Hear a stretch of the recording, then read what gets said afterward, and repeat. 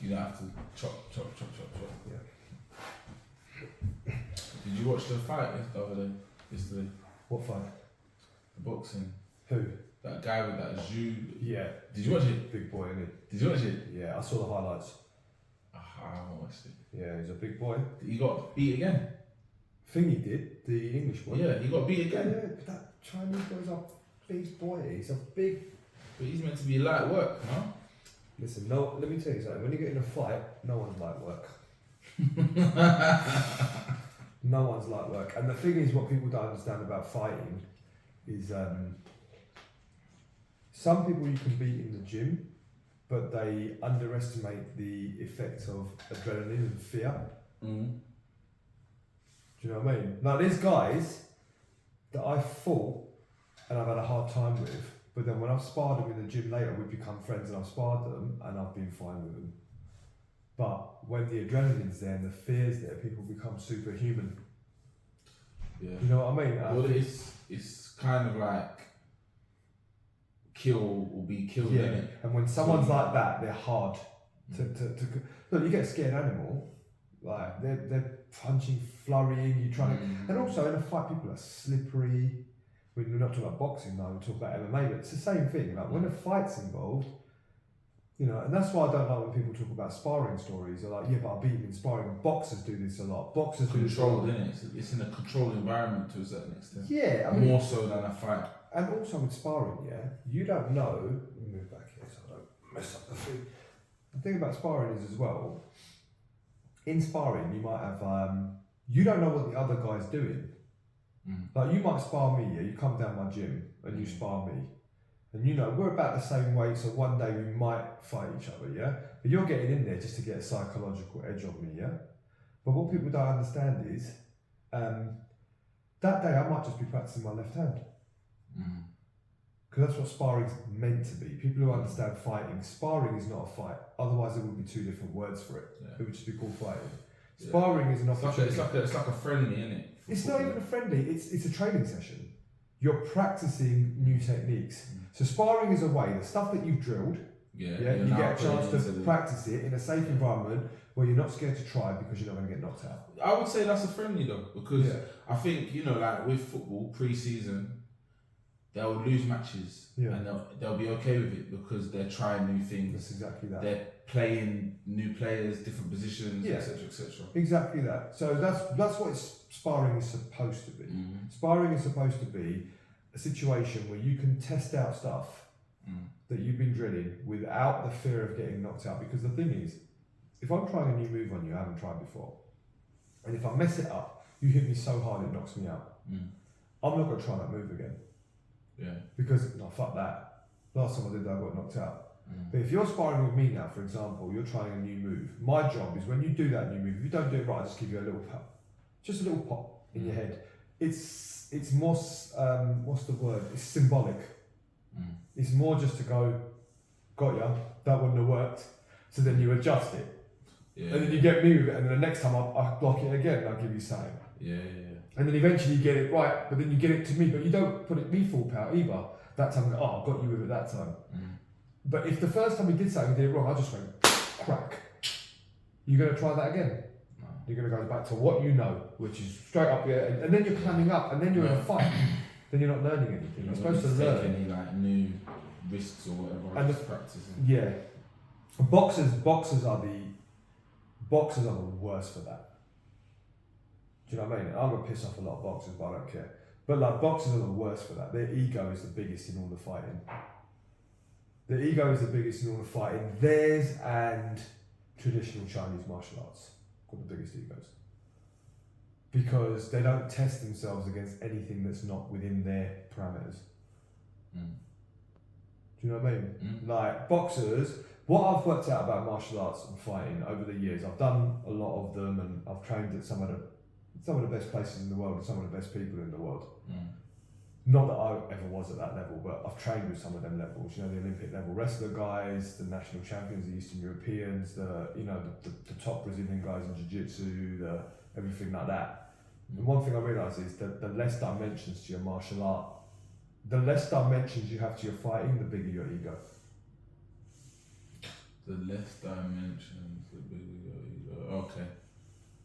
Yeah, I get that. Yeah. I get that. And what I mean by that is like boxers only use their hands. That's the least dimensions of all your body parts that you can use in your fight. That's one thing. They got the biggest ego. And the MMA guys use everything. Punching, kicking, knees. The thing is, Thai boxers use elbows. Like when it comes to standing martial arts, Muay Thai guys, they call it the art of the 8 limbs. 2 hands, 2 elbows, 2 knees, 2 shins. Yeah? But they don't have grappling. They have stand-up grappling, they have clinch work, but not floor grappling. So their ego is slightly less than boxing, but still more than other guys. Like people... Is it because they have more humbling experiences? No, is that what you're saying? No. Why? Well, there's more... When you have more dimensions to your martial art, there's more ways to get beaten up. Yeah. You can be the best with the hands and get really good with the hands, but that's because you never fought anyone that kicks you in your face. Do you see what I mean? So you can have that ego because you're the best at one thing. Do you know what I mean? So jiu-jitsu guys do grappling, and I'm going to piss off a lot of jiu-jitsu guys. Or people say, oh, jiu-jitsu's got no ego. Jiu-jitsu's got ego as well. Jiu-jitsu's got ego. Fighting has ego. Yeah, jiu-jitsu has a lot of ego. You get jiu-jitsu guys that are like, oh, that UFC guy came down the other day and I tapped him out. It's like, yeah, you probably did. Wearing a gi, like wearing a jiu-jitsu uniform, and on the floor where it's not his first thing, yeah? And he wasn't allowed to punch you in the head. And he wasn't allowed to crack you with a knee in your face as you tried to take him down. It started on the floor in your ground because you're just sparring. So you start on your knees. You didn't start standing up. You didn't have to get him on the floor. And you didn't have to get him on the floor while he's punching and kicking you in the head. You went down in your martial art and you tapped him out. That's great. Get in the cage with him. Let me know how you get on. Get in the cage with him when he's allowed to do whatever he wants. And that's the thing. Boxers chat shit about MMA all day long. Not all of them. Some of the best gyms in the world actually like MMA. I trained at, I'm not name dropping, but I trained at one of the best boxing gyms in the world. Not invitation, I just went there to train because you can go there and train. And all the guys there are very MMA friendly. Because they've worked with MMA guys and they understand that it's a different technique, and their trainer trained MMA guys in how to box. So they're more, anyone who knows about it respects it more. Do you know what I mean? But there's a load of boxers who chat shit about MMA.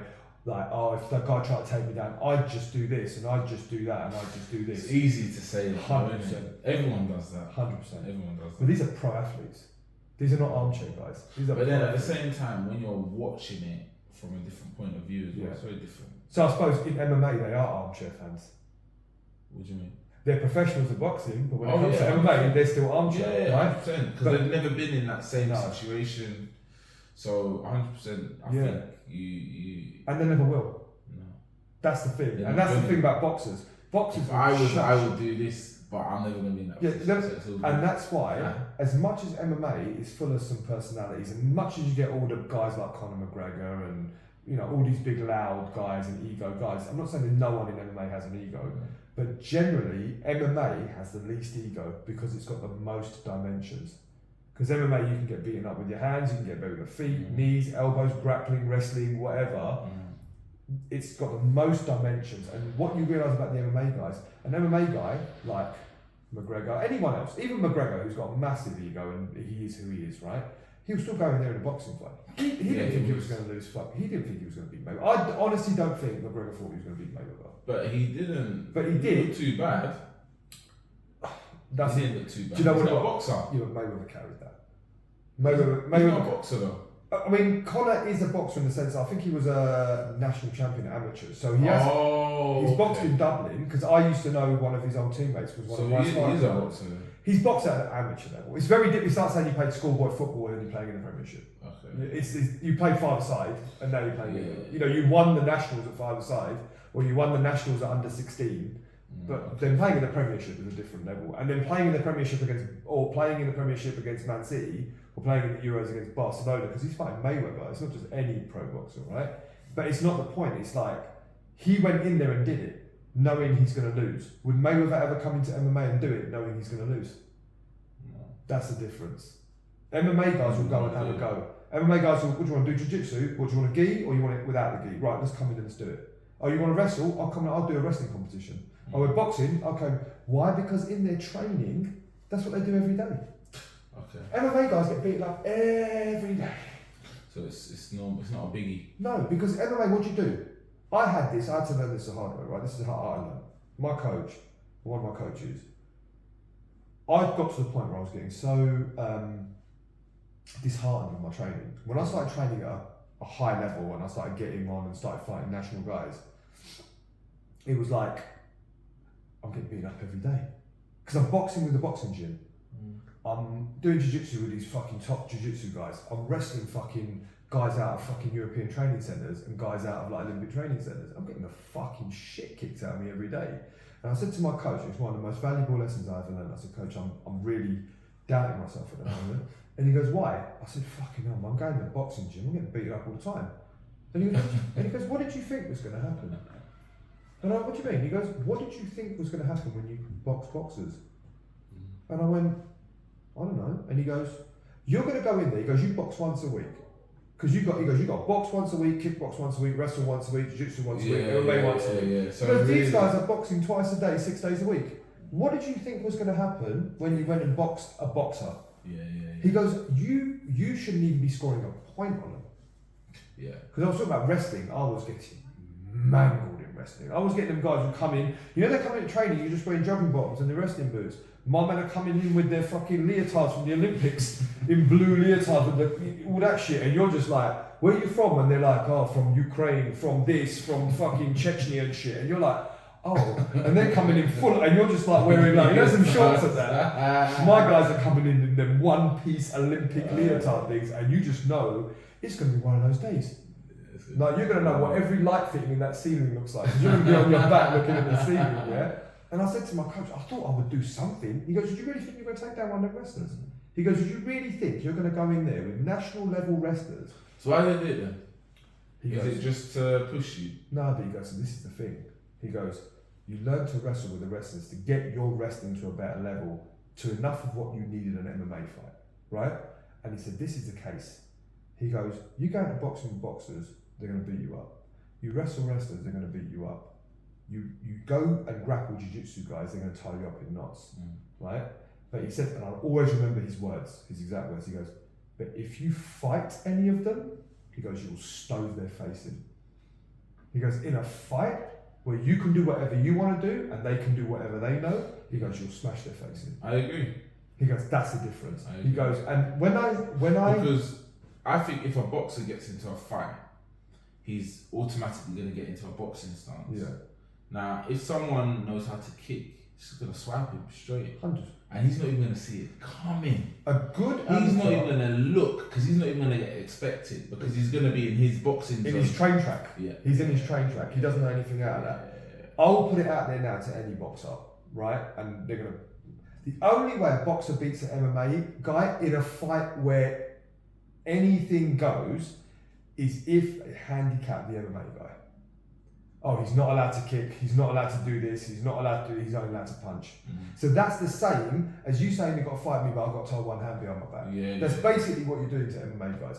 If an MMA guy is allowed to do everything he's allowed to do, and a boxer is allowed to do everything he wants to do, the MMA guy wins 100% of the time. 100% of the time. And any boxer that thinks they won't, try it. And that's the difference in boxers. They will chat shit all day long, but none of them will actually do it.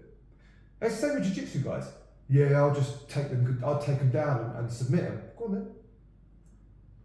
on then. Yeah, go and see what happens when he knees you in the face. You got to get them down first, innit? You got to do it though. That's the thing. And jiu-jitsu guys, I've had jiu-jitsu guys on the floor and they're grabbing the the gi and they're throwing their legs up in there. That's all great, but that's because the other guy's playing that game. In a fight, he just stands up. Do you know what I mean? Or just punches you straight square in the face. In jiu-jitsu, you have to take them down, and taking them down is one thing. Keeping them down. Because in jiu-jitsu, you start on your knees, so we've kind of had that gentleman's agreement in the gym that, okay, we're both going to stay on the floor, but what if I'm on my knees, you're on my knees, and I just get up and go, come on then, stand up and take me down. It's almost, it's a gentleman's agreement in training. So you think in a street fight, the MMA guy would be calm. No. Right, so Street fighting is totally different. So what are you saying? Street fighting is totally different. Who's most equipped? Whoever's got a car and will run you over.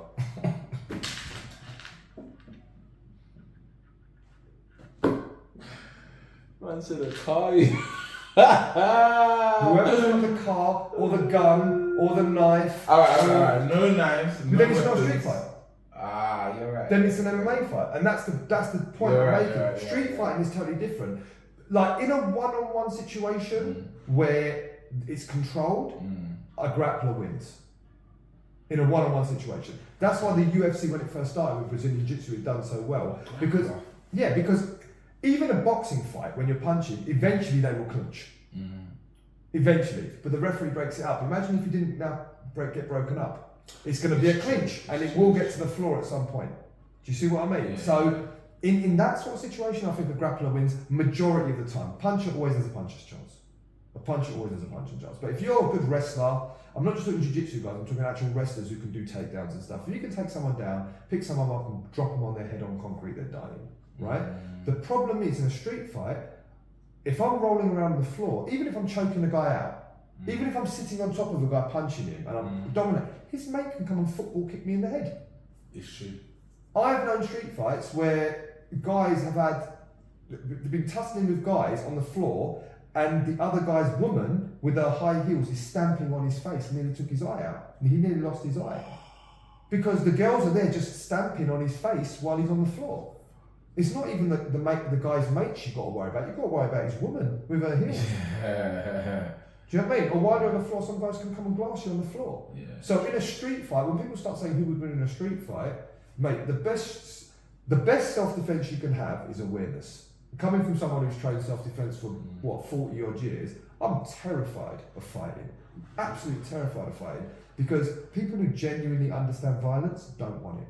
Yeah. You know, like people go war and go army.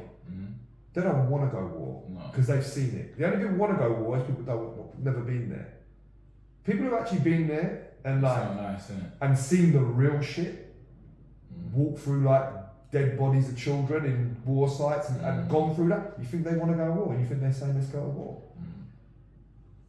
You know what I mean? It's just like violence. People who know real violence very rarely want it, unless they're institutionalised.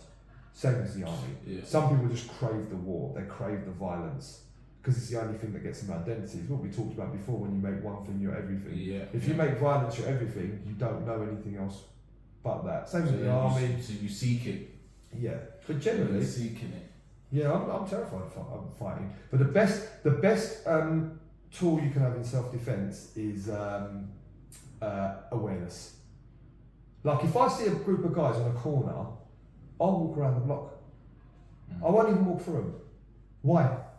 Some people have got this thing where I'm not going to move my way just because they're there. Like, I shouldn't have to, no, some guys walk right through that. Have you seen them guys as well? They'll walk right through the middle of the group because they've got something to prove. Do you know what I mean? I'll walk on the other side. Like, I don't even want to expose myself to a situation where something could happen. No, you're right. Especially if I've got a woman with me. It's a bit of ego as well, though, isn't it? You don't want to look like you're a bit moist. Yeah, but I also don't want to be in a hospital. Do you know what I mean? So, it's true. And what am I going to do against 5-6 teenagers with knives? Yeah. What am I, Bruce Lee? I'm going to take them out like a movie. Like, at the end of the day, it doesn't matter how big and tough you are. Have you seen some of these 15-16-year-olds who are like 6 foot tall and they've got knives? What are you going to do against them? Teenagers scare me, They're a little bit more fearless as well, isn't it? Because they're scared. Consequences and stuff. Do you know what? I'd say the opposite. I think they're so scared they've got something to prove. Maybe they're so scared of being prey that they've got to feel that they've got to be a predator. Yeah, I hear that. Because we talk about this all the time, don't we? People think you're either a predator or prey. They don't think you can't just like be one of these people that just go about life, not being a predator or prey. Yeah, because they're always on this like victim mentality thing. They always feel like they're getting victimized. But then with recordings and it's a different world now. People get caught doing everything and they get embarrassed and they get. There's no winning in street fights. There was a UFC fighter called Frankie Edgar. He said it once. He said his dad taught him, there's no winners in a street fight. If you lose, you go hospital. If you win, you go prison. There's no win. And I, when he said that, I'd never thought about it in those words, but when he said it, it was so true. Like, how many people have hit someone and then they've hit their head off the curb, died, manslaughter or whatever? Well, if I do that, I was talking to one of my staff about this the other day, because some guy was being mouthy, and I whatever, yeah. And they were like, why don't you do this and why don't you do? I'm like, can you imagine if I hit someone? For me, looking the way I do as well. Can you imagine the newspaper headlines? Because you know they're going to show my man, this white skinhead type, but they're going to show him with his like little puppy and his 2 kids in the pictures, and the only pictures they're going to show of me is in a cage like battering someone. And you know what the headline's going to be, innit? It's always going to be Asian cage fighter, Maul's loving father of 2, Maul's loving father of 2, witnesses said that they heard him screaming death to infidels and Allahu Akbar while he was punching him up. Do you know what I mean? It's just going to be a next one. It's going to be messy. Associate real quick. That's going to be techie. So I'm so scared of it. I don't. No, I hear where you're coming from. I get it. Yeah, but the martial arts thing, yeah, boxers, they just chat shit, but none of them will put their money where their mouth is. Oh, look at Chinese martial arts. All this kung fu and all this old. Don't get me wrong, I started from that, and there is a value to it for young kids. There is, but all that stuff about we don't spar because what we do is too deadly. You know, we can't touch you because we'll rip your heart out. Oh, shut up, man. You see all these guys. You see it on the internet all the time, when the guys are masters and the guys are running at him and they're all falling over. He's not even touching them and stuff like that. That's a cult. That's what that is. Yeah. Your students have believed you so much they've convinced themselves that you're actually not even touching them and you're falling over. And then they go down some other school where they don't know and practice it, or some boxers or someone that's been punched in the mouth because they're not bought into your cult. Yeah. And martial arts can be very cultish. It can be very cultish, like jiu-jitsu schools and stuff. It can become very cultish. It's like a gang. It's like anything. It's what we were talking about once before. It becomes a gang. It becomes your everything, and that's it. But yeah, the ego. The less dimensions to your martial art, the less dimensions to your fighting, the bigger the ego. The more dimensions, the less the ego. And that's why I say martial art, MMA guys, as much as you get guys that have got ego and that are cocky, MMA has the least ego out of all the martial arts. Because they will put themselves in situations where they know they're going to lose. Because they're honestly trying to find out what works the best. But I get why they're doing it. Yeah, because you have to get better at boxing. And how am I going to get better at boxing? I go down a boxing gym. But I can't expect to go down a boxing gym and beat the boxers. No, because they're that's all they do. But you're trying to, if you can get your game to 40% of what they are, because what they've got is 100% boxing and 0 everything else. You might have 20% boxing, 20% kickboxing, 20% wrestling, 20% as good as the wrestlers, 20% as good as the jiu-jitsu guys. But in a fight, it sounds like a lot to learn, man. And MMA is horrendous to learn. It's horrendous. But what the thing is when you're an MMA guy, like when I used to say it, when I'm not gifted, I'm not athletic, I wasn't top at anything, I get beaten up. No one got beaten up in the gym more than I did. No one got beaten up in boxing more than I did. No one got beaten up in kickboxing, Thai boxing, wrestling, jiu-jitsu. No one got beaten up as much as I did. Even MMA, no one got beaten up as much as I did.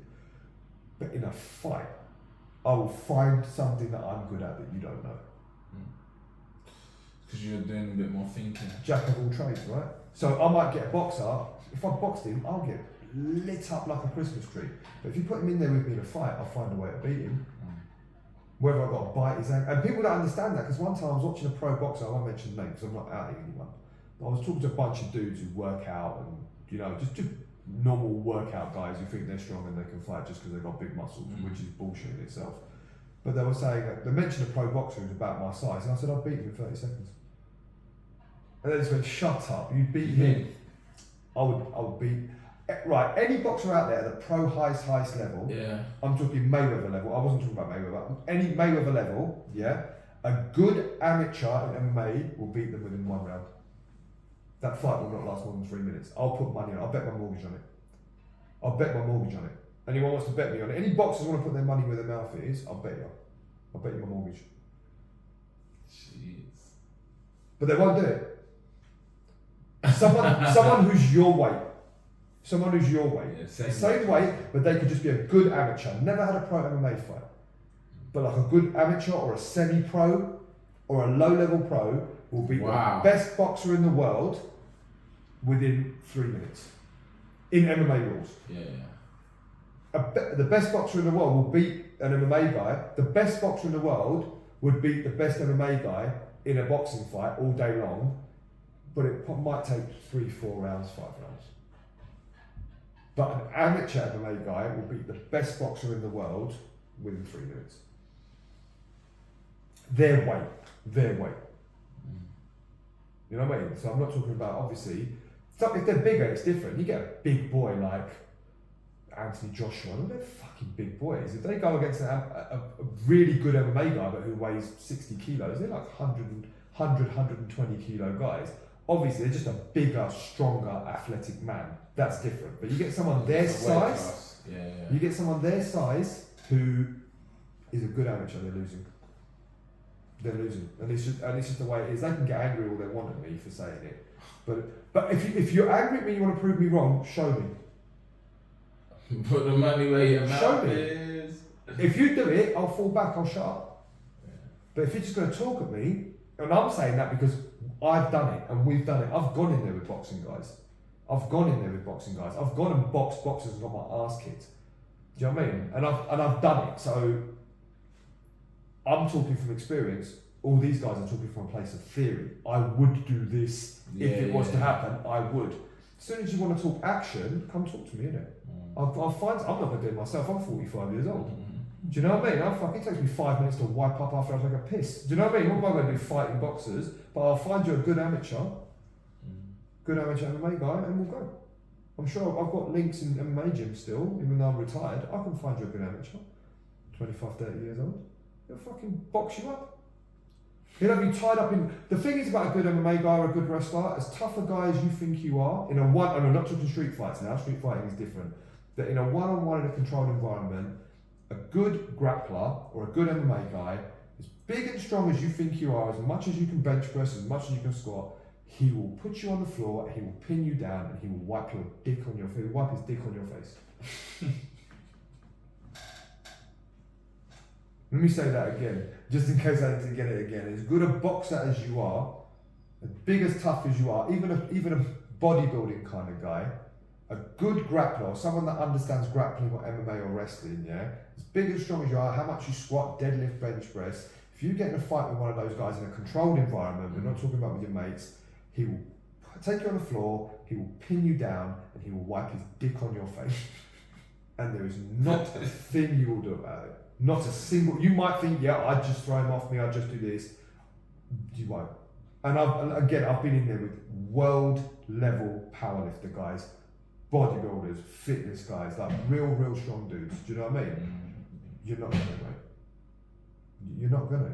They will pin you down and they will manhandle you and they will smile as they're doing it. And you'll be so frustrated. I've had guys hold me down like that, and I know what I'm doing. I've got guys that will just hold you down, smile at you like you're a little kid, like they're just playing with you, and you realise what it's like to be totally manhandled at another man's mercy. And as a man, none of us like that. No. None of us even like the thought of that, because even all of us like to think, I'll give a good fight back. I'll do something.